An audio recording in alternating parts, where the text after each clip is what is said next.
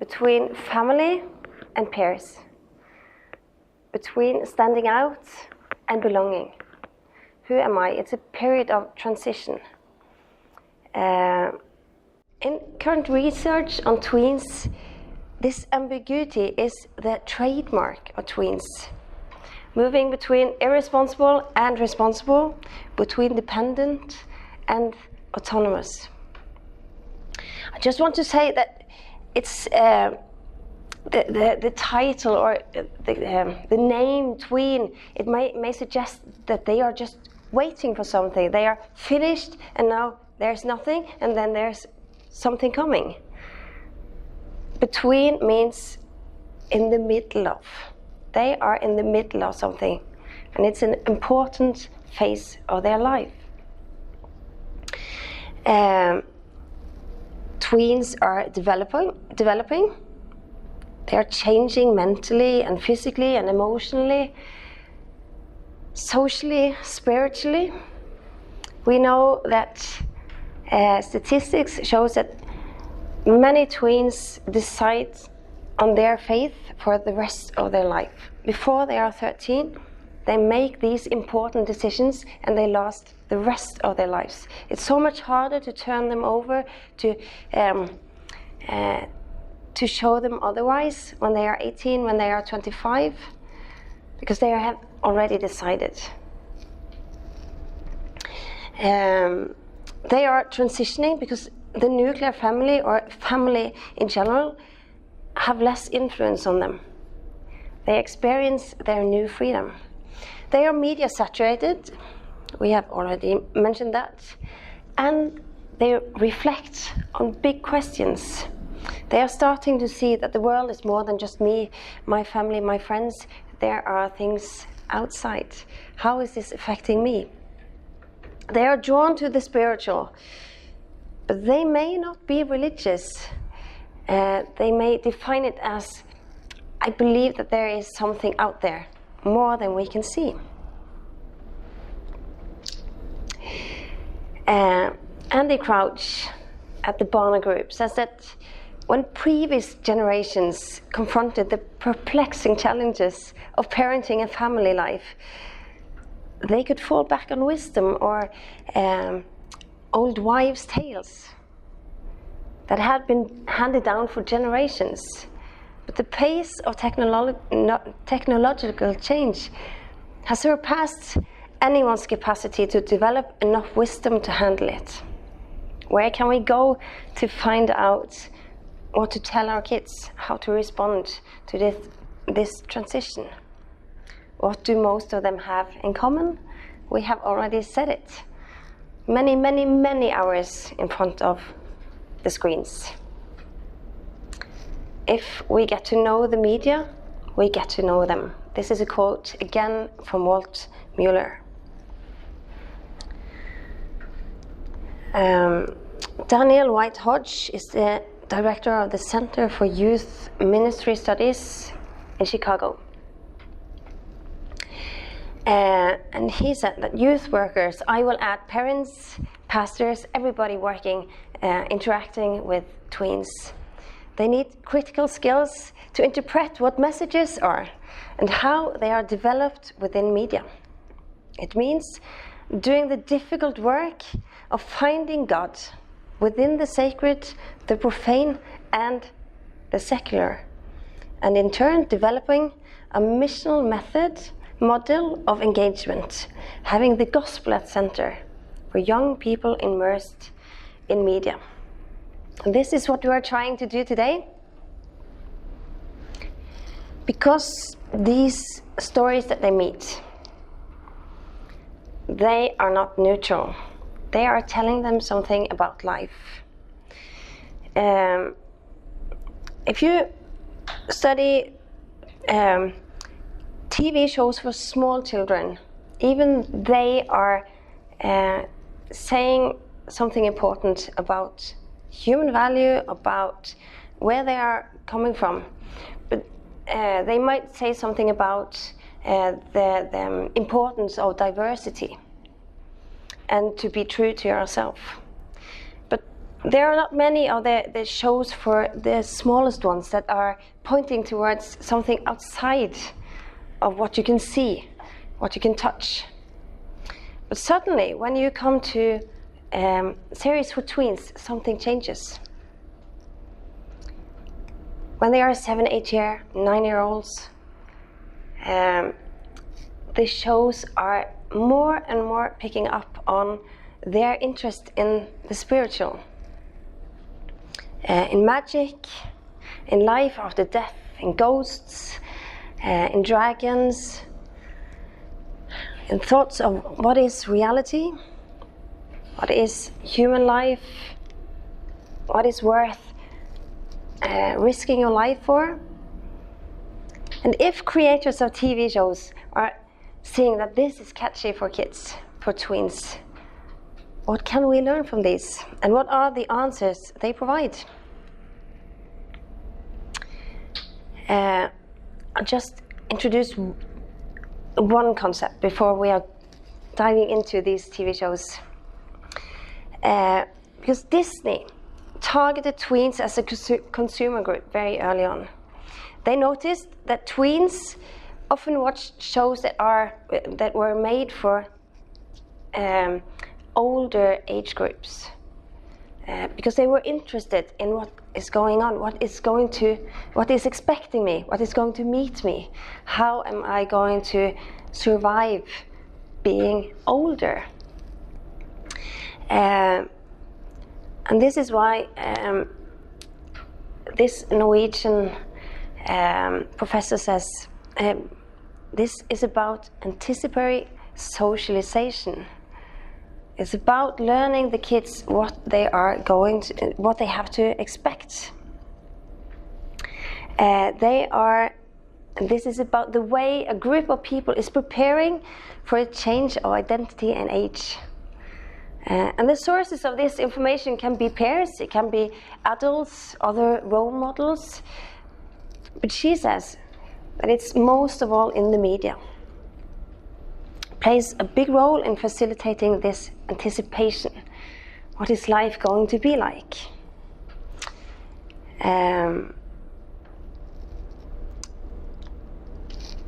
We are going to just take a quick look and present these TV shows. 3 of them are quite similar in the way that they are made and the way that they are built. One is sticking out, and I'm not going to spend a lot of time, but I'm going to introduce it. This is Trollhunters. Netflix is not sharing their statistics, so we cannot measure if it's popular on viewer ratings. But we know that Trollhunters have won more prizes than any other TV show for kids in 2017. They were nominated for even more. And we know that it's created and written by Guillermo del Toro, the Mexican producer and writer, and he's doing everything. Who grew up in a Catholic home, but he has stepped away from his faith. But he says that he uses this Christian way of seeing the world when he creates his stories, because religion, he says, is giving us the binary way of thinking that we need to sort how the world is working in darkness and light, and evil and good, and daytime and nighttime. And he says he uses the kind of way the religious stories are built to introduce characters that are not human as metaphors for something else. In Trollhunters, there are a lot of characters that are not humans, and they are indeed metaphors for something else. Guillermo del Toro is maybe mostly known for some of you from The Shape of Water, which won Oscars in 2017. This is Jim Lake, he is voiced by the late Anton Yelchin. He died tragically. And some of the other characters has very well-known voices from well-known actors, such as Kelsey Grammer from Frasier. It's a TV show that is what we say is a quality show. Not that everything is, we can agree with everything that it's telling us, but the animation is fantastic. If you see Jim here, is always glowing. He's glowing green. No matter if he's in the dark or if the sun hits him, he's always glowing green. So it seems like to pop out of the screen. And the way the camera glides, it's amazing how he's made an effort to make quality TV show for tweens. Jim Lake is regular. That's the best way of describing him. He's so regular. Regular grades, regular clothes. He's very skinny. He's not standing out in any way. He lives alone. He lives with his mother. His father ran away when he was a baby. His mother works at a hospital, and she works a lot. So much so that his best friend says, "You mother your mother a lot." Because he has to take care of her. She cannot cook. She cannot clean. He has to do it. And when he cooks, he gets really crafty with the knives. And that comes in handy. Because one day he discovers a pile of stones, which turns out to be the remains of a troll, a dead troll. And this troll was a troll hunter. The troll hunter that protected the trolls from the evil gum-gums. And it turns out not just the trolls, it protected the humans as well. And when Jim stops to examine this pile, he finds an amulet. And suddenly this amulet chooses Jim to be the next troll hunter. And he's the first human troll hunter.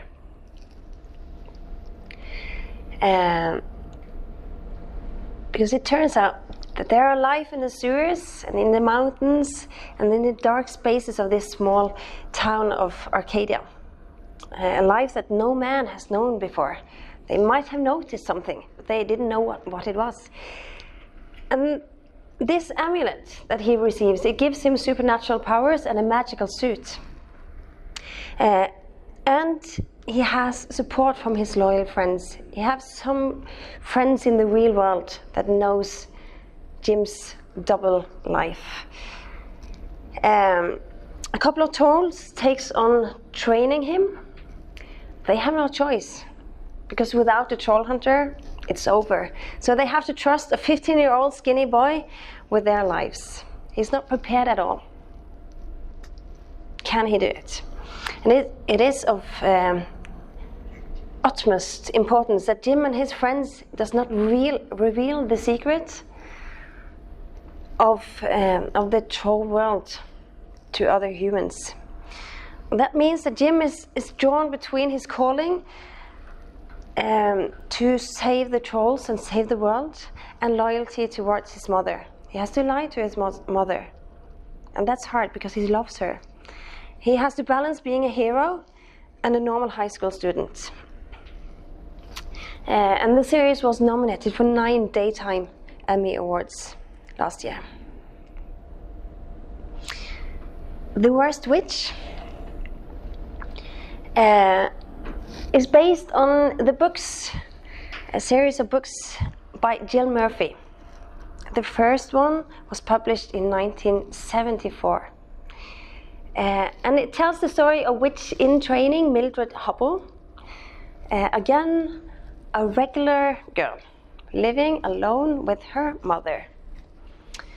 Not standing out in any ways.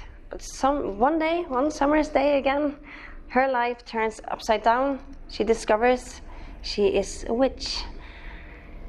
And she joins Miss Cackle's Academy for Witches, which is in a castle in a, surrounded by woods. Does it sound familiar? Unfortunately, she has a tendency to be very clumsy, so she ruins everything, her training, and she creates disasters everywhere she goes. And that annoys her teacher, Miss Hardbroom. And that, of course, it always ends well, but it leads to her doubting herself, her own ability, and even her own identity as a witch. But she frequently surprises herself with great achievements. As you can see, this is not an animation. These are live actors. And this collaboration between CBBC and Netflix and German ZDF is one of the most expensive productions they have made for kids. There's one scene where her hair grows uncontrollably, and they have actually sewn together 800 wigs to make it seem like her hair is growing. And the special effects are designed by the Doctor Who team. It's impressive. And with a school in a castle, it seems like Hogwarts. And some people said it was a rip-off of Harry Potter, but this was written 20 years before, so it might be. But it's a lighter version of Harry Potter. It's there's not much of the interaction between girls and boys, and it's not so scary. It's not much of the you can see the dark forces, but not as in Harry Potter. This is Dragons Race to the Edge. How to Train Your Dragon is a movie that came in 2010. And they transformed it into a TV show after the movie. So now there's 6 seasons, and they are all placed between How to Train Your Dragon 1 and 2, which came in 2014. So they have tried to get all of the action when he's growing from the experiences in the first movie until the second one. The first one, the 2 first aired on Cartoon. Then it was moved to Netflix, and this last season came February this year. It's American, and in the first movie we meet a mythical Viking world where this Viking teenager Hiccup aspires to follow his tribe's tradition of becoming a dragon slayer. You have to kill a dragon to be accepted as an adult. But when he finds this first dragon, finally, he doesn't want to kill it. And he sacrifices his chance of gaining the tribe's acceptance and befriends the dragon instead. And this TV show, it follows this movie because they are starting an academy for a dragon training academy. Since now dragons and humans are friends, you have to learn how to control them and find out what their powers are and how you can use them. And they are the Hiccup and Toothless, his dragon, and the others are put to the test when they discover new worlds that is harsher than the ones they knew, and new enemies. which are looking for every reason to destroy the harmony between Vikings and dragons, and they're not able to be controlled. These are the 3 TV shows we are going to look at. I have worked quite a bit with this one. It's mentioned in the outline, but it differs in so many ways. This is Winx. It's popular. It's been 9 seasons. But you can see that the animation is of a different kind. Some of the features are the same. This young girl suddenly discovers that she's a fairy. She didn't know. She travels to another world to go to school and to learn how to use her supernatural powers. But this series focuses a lot more on boyfriends and girlfriends.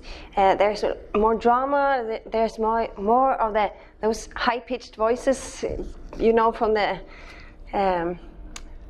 TV shows that are so annoying. They don't have the same kind of stories that develop. You don't have the same depth in their characters. So I will just mention Winx. But it's worth to have a look at what it says, because it's broadcast in over 150 countries with over 100 million audiences every month. So it's worth taking a look into. What are the key trends in these series? The first 3 series, I will just mention 3 common features on a superficial level first. The first is the main characters are all around 13 to 15 years. It's perfect for the tweens age group. They are relatable. It can be me in a few years. They can dream about being challenged, finding hidden superpowers, saving the world, and it doesn't have to be done by grown-ups. I can be the young star, just saving the world. But at the same time, I'm so young, I can relax for some time. So it's not too challenging, it's safe. The second one is that they make use of ancient myths and tales. All of them are in Trollhunters. Guillermo del Toro, he uses ancient myths from the Arthurian period, the English Arthurian tales. In this amulet and in his sword, all of these are from old tales. This means that it feels like they are rooted in history. And everything changing so fast, you can pick from something that has been forever.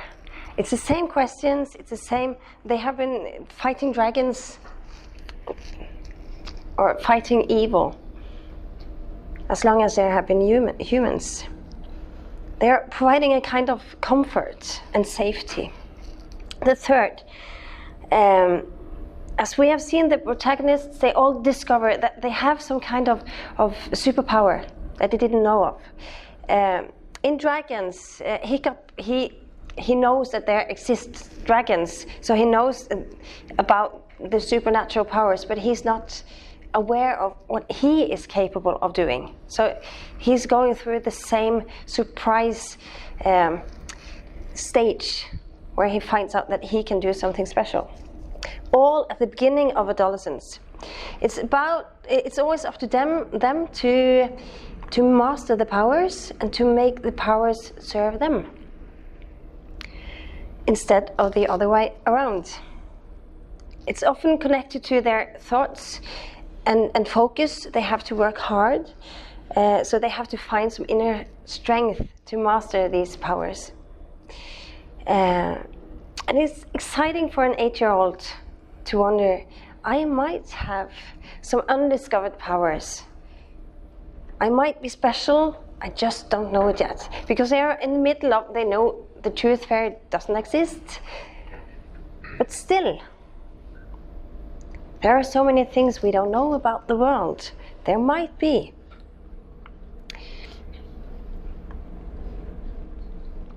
In the outline, I have mentioned 4 key trends, and I'm going to go through them.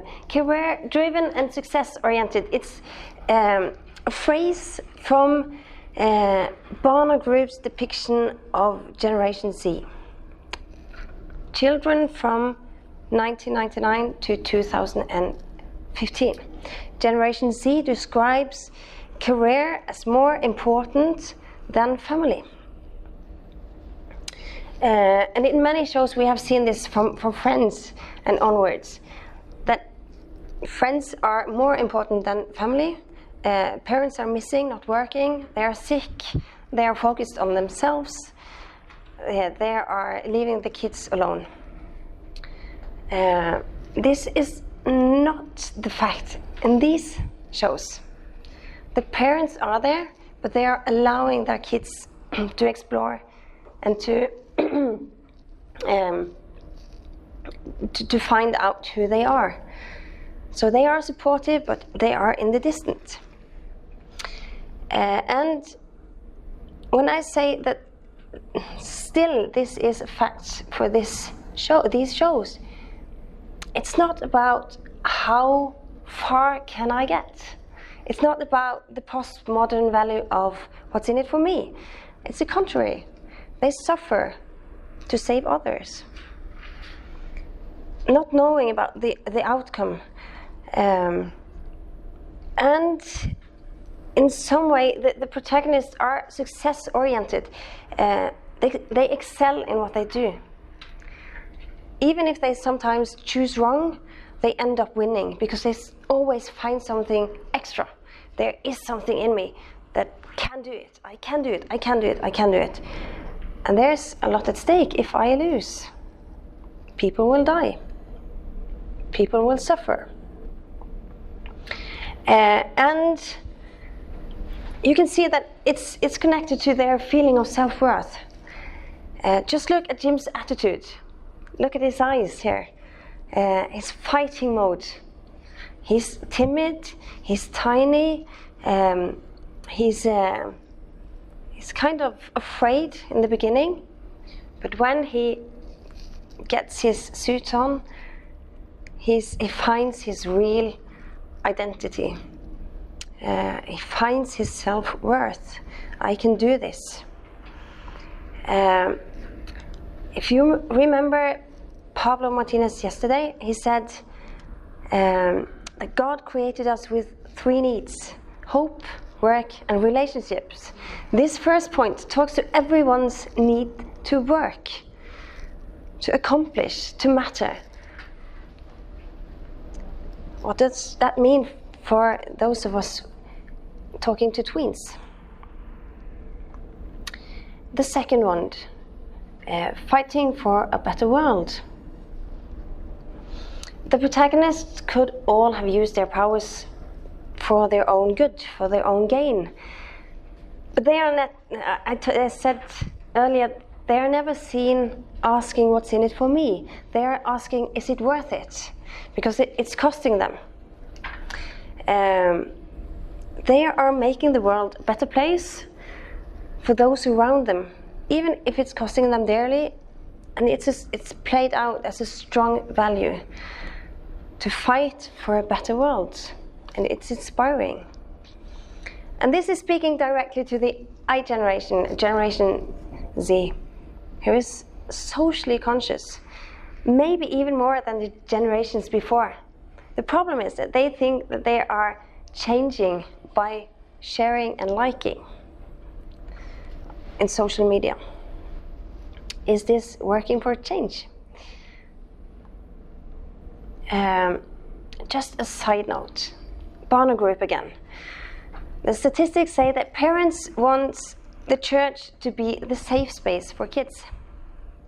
Provide an environment where they don't get harmed. But if they need to grow, if they need to develop, can that happen in a safe space? can that happen when a child is never allowed to fail or fall? Is that healthy? Is that realistic?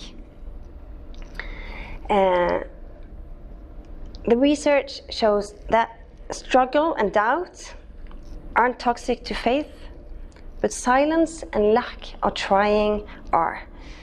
If we expose the kids to trying, we can pick them up when they fail. We can support them when they fall. This second point talks to Pablo's point of need for hope. We have to give the tweens an opportunity to work for hope.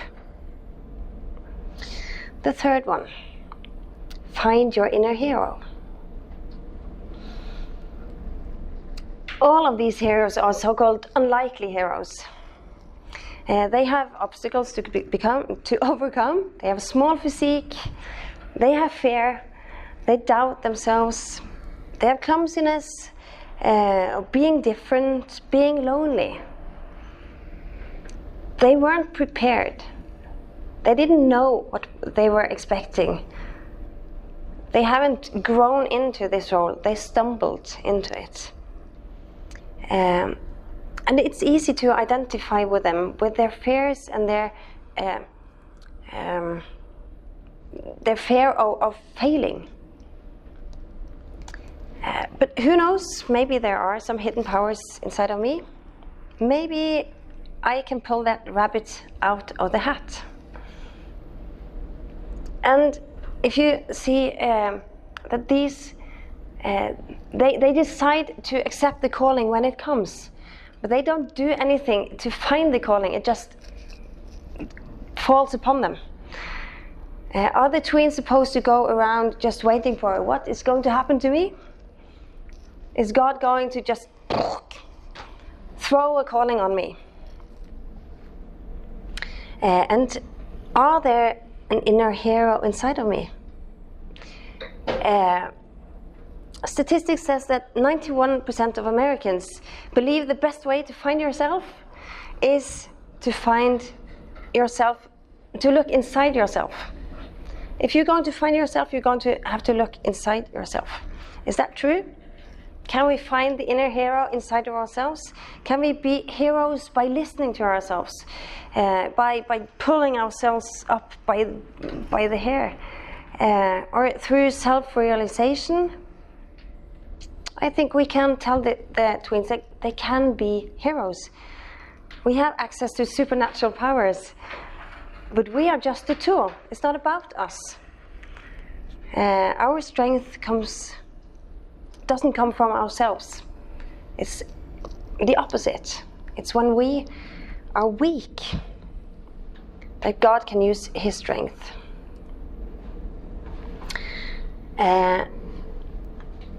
The last one, the need for belonging. The series also plays strongly on the need for a team. The heroes doesn't survive without others serving them with their gifts, their strength and their willingness to suffer for the greater good.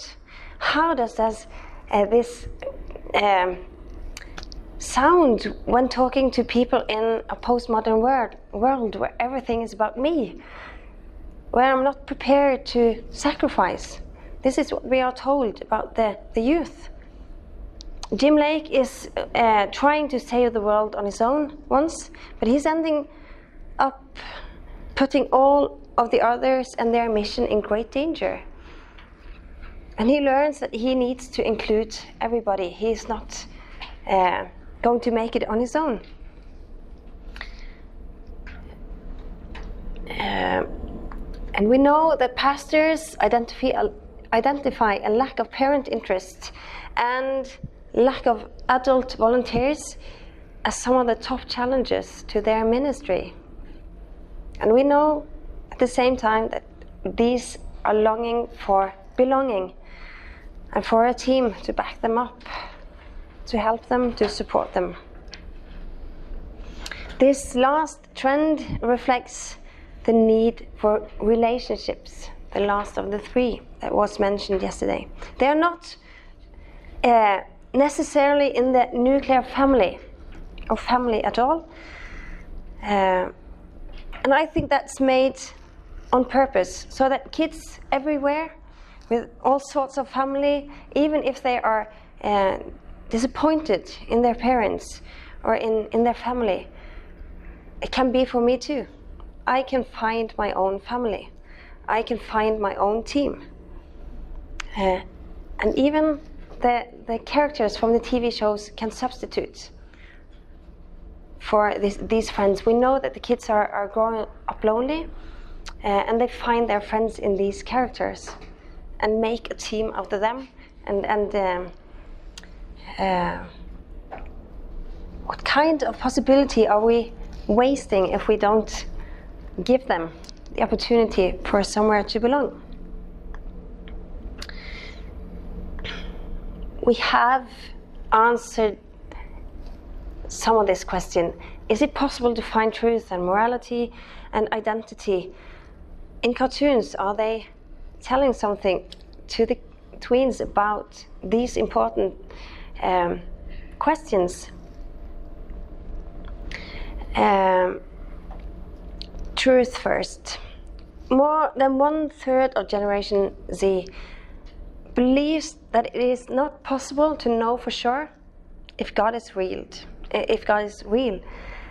And if among those that believes that God is real, they say, but I cannot know for sure. For many teens, a bit older than tweens, truth seems relative at best, and at worst altogether unknowable. How about in this series? Truth isn't necessarily relative. It seems to be found in tradition, in listening to the wise old ones, but only until the point where the young protagonist says, no, you are wrong, I know better. I will try it my way. Tradition is not flawless. And one more thing, it's okay to lie if it serves a greater good. It's okay to be relative around truth if it serves a greater good. Identity. In a postmodern society, we might think of, like Dickey says, that identity is about gathering all the images of yourself to create an image that you can hold together. But in these series, image and identity are something you are given. They stumble across this calling, they take it upon themselves to fulfill this job, and suddenly they are the troll hunter or the dragon friend and the witch. And with everything that implies for their lives, it gives them a purpose and a direction. And again, we see a shift when it comes to teen shows, where it is displayed totally different. You can be whatever you want. There is no direction, there's no truth, you can choose. How is it that these tweens shows differs so much from what we see the older youth are watching? A small point about morality. These shows doesn't say that you have to be good. They say, I want to be good because it's presented so attractive.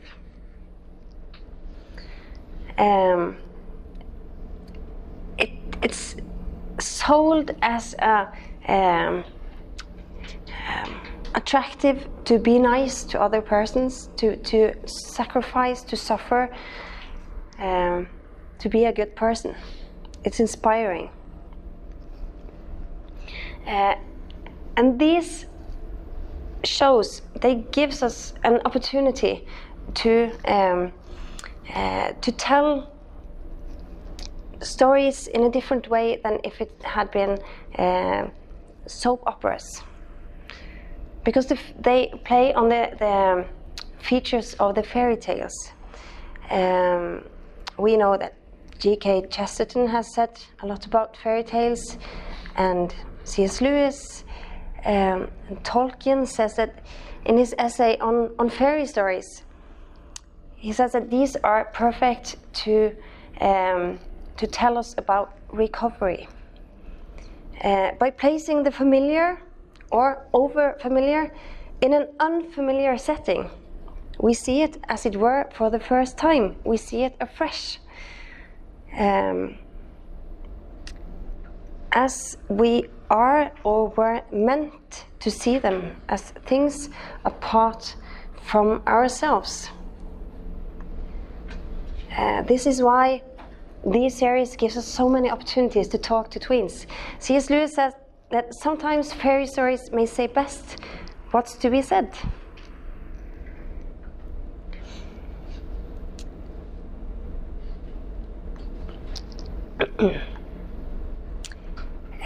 What does this mean for the gospel, for talking to tweens about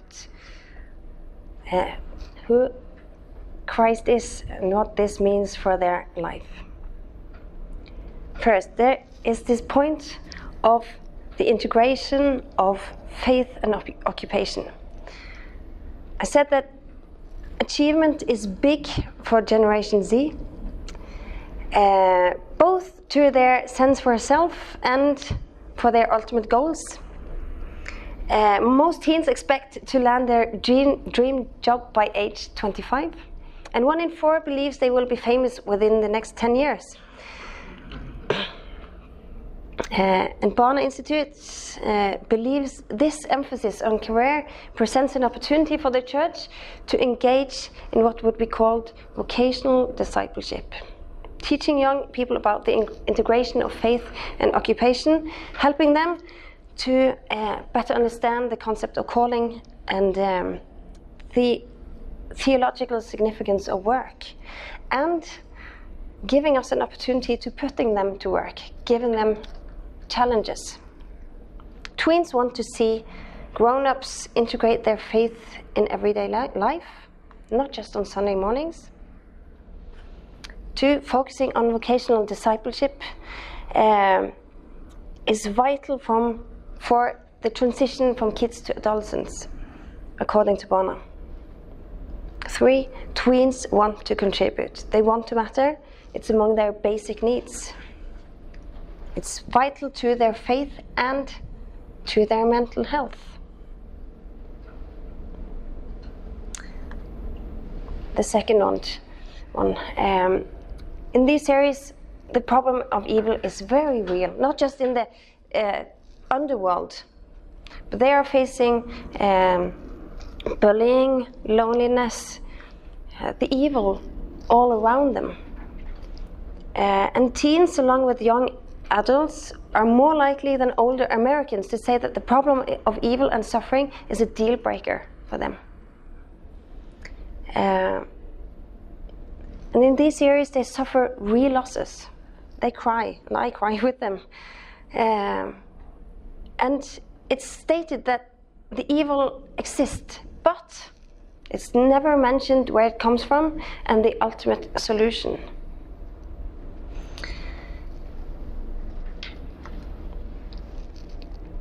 I can do anything through Him who gives me strength.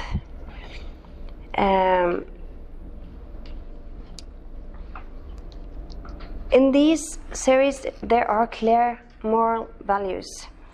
They do not act on their feelings, they act on duty. What's a greater good? We can teach the kids that they have some guidelines, just like these kids, these protagonists have. They have guidelines, they have a direction, they have a calling, but it's not up to their own inner strength. It's not down to their focus. 10 to 12-year-olds, do you know what they fear the most? They fear failure. We can help them lift their focus from themselves to their creator. The last one. The main characters gain their independence through the seasons. Tweens are in this transition period where the world opens up, but they still need stability and a home base. And these series, they praise being different, standing out. It might not be easy, it might cost you. They feel lonely, they feel odd, they feel burdened. It's not glossed over, it's not portrayed easy. Does that sound familiar to us? We have been given a calling. We're not told that it's going to be easy. And one of Barna's 5 key components to instilling in teens a faith that keeps them connected to God and His church is a meaningful mentoring relationship with at least one Christian adult who is not their parent. We have great possibilities. Summing it up, we have seen that these 3 stories is not portraying all of the postmodern characteristics. What does that tell us about Tweens and the gospel? 1, they deserve truth. 2, they deserve that we engage. 3, they are open for the spiritual. And 4, they need to be challenged. In these stories, they are taught that they can take on dragons and befriend them, or that the young girl easily defeats the wolf. This does not reflect the reality we live in. It doesn't always end well. But the fairy tale world shares the darkness of our world. Yet its world powerfully pictures a place where marvelous and unbelievable things truly happen. Where good battles evil and survives to tell the tale. And this is the fairy tale gospel, a gospel that introduces us to the true gospel, that our once upon a time can indeed become a happily ever after. I think that these series, I haven't given you scenes or dialogues. I have given you some oversight, what they are about, and why we should engage in these series. If you watch the first episodes in each series, you would have a lot to work on talking to tweens. I have a 12-year-old, a 10-year-old, and a 7-year-old, and it's been so fruitful talking to them. Are you watching Trollhunters? I've seen it all already. Okay, I didn't know this. One last thing. In all of this, we need to be connected to the Word. We need to connect the tweens to the Word. It's not about being most relevant or being cool, the coolest mom. I've seen it all. I know what your world is like. Now I have all the answers. It's about how can I teach them the word of the gospel. And I think in these series there are lots of opportunities.